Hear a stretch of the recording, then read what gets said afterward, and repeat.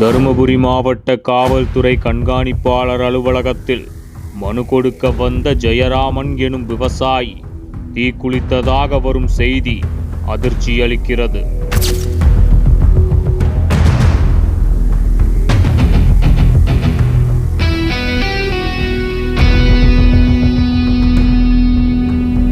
ஸ்டாலின் ஆட்சியின் மீது மக்களுக்கு கொஞ்சம் கூட நம்பிக்கை இல்லை என்பதற்கு இதுவும் ஒரு சாட்சி.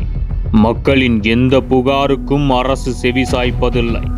It's in complete mute mode. பச்சை துண்டெடுத்தும் விவசாயியை தன் உயிரை விட துணிய வைத்த ஸ்டாலின் அரசு தன்னுடைய கடைசி நாட்களை எண்ணிக்கொண்டிருக்கிறது. மேலும் ராணிப்பேட்டையில் 80 வயது மூதாட்டியை 19 வயது இளைஞன் பாலியல் தொல்லை அளித்து கொலை செய்ததாக செய்திகள் வருகின்றன.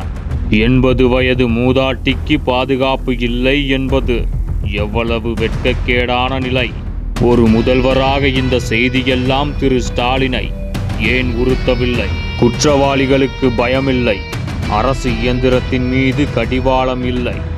மொத்தத்தில் இந்த ஸ்டாலின் ஆட்சியை தேர்ந்தெடுத்தது தவறுதான் என்று தமிழ்நாட்டு மக்கள் நாள்தோறும் வருத்தமே பாடுகிறார்கள். விவசாயி ஜெயராமன் உயிரை காக்க வேண்டும். அவருக்கு நிவாரணம் வழங்கி அவரின் குறையை தீர்த்து வைக்க வேண்டும் எனவும், ராணிப்பேட்டை மூதாட்டியை பாலியல் தொல்லை அளித்து கொலை செய்த வழக்கில் தொடர்புள்ளோர் மீது கடுமையான சட்ட நடவடிக்கை எடுக்கவும் ஸ்டாலின் மாடல் திமுக அரசை வலியுறுத்தும் அதிமுக